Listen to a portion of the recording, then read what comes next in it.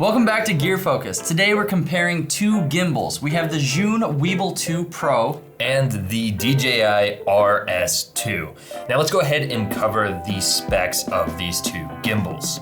Here's what you get with the brand new Weebill 2 Pro. A 7.3 pound payload, a dual grip design similar to the Weebill S, a built-in flip out touchscreen which is brand new with this new design, a 9-hour battery life, and all of this comes in a 3.5 pound package. Now the DJI RS2 on the other hand comes with a whopping 10-pound payload capacity, a single grip design, a 12-hour battery life, and all of this is in a super lightweight 2.4 pound gimbal. We don't want to waste any of your time, so we're going to jump straight into a bunch of test footage. What you're going to be seeing is some Weebill 2 Pro footage and then some Ronin RS2 footage and then a side-by-side of both. So without any further ado, let's kick off some gimbal footage.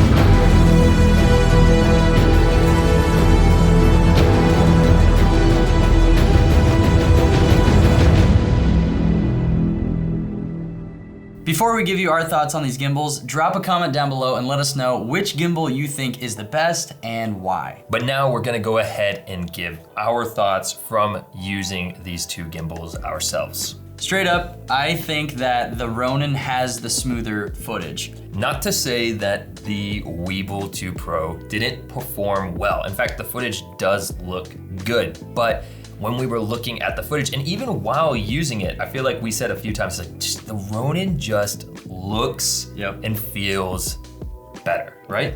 Yes, but also you do have to consider the price tag on each of these gimbals. The Ronin is significantly more expensive than the Weebil 2 Pro, and I actually prefer the design of the Weebil 2 Pro over the Ronin. And it just feels really nice because you get 2 points of contact on the gimbal. It feels more compact and it's stealthy. Not to mention the X factor, which is that touchscreen. That flip out touchscreen, I feel like this is going to be the next wave of gimbals. Yeah. They're all gonna have some sort of flip out touch display. So we've praised the Weebil in terms of its design, but we also have to touch on the Ronin because this is a really great gimbal and it's obviously strong and smooth, but the design is beautiful. There's a lot of carbon fiber elements here that I really like. Yeah, and honestly, that is bringing down the weight quite a bit because I think it is a solid pound lighter than the Weebil Pro 2.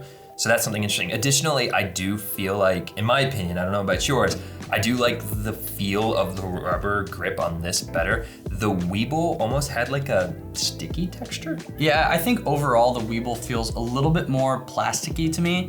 This thing just feels solid and professional. As it should, because it is a solid $300 more. Right. And that's not to say that the Weebil is a bad design. In fact, I also really enjoy the design of this gimbal, specifically the way that they've adjusted and put the joystick on the left side where your hand naturally grips is really convenient when you're out shooting because it's not like you're pulling your thumb to the center in an awkward position. It just rests really nicely where your hand naturally sits on the gimbal. Now, one thing that we don't agree on, we agree on pretty much everything else, I feel, but one thing that we do not agree on is the underslung mode of these two gimbals. You kick us off on your opinion. I definitely prefer the underslung mode of the Weebil, mostly for the speed factor of just being able to tilt the gimbal down in pan follow mode and your camera naturally just pulls up and you're in underslung mode. There's no weird rotating to get the camera fixed in the underslung mode. It's just there when you tilt the gimbal down. Stop making good points.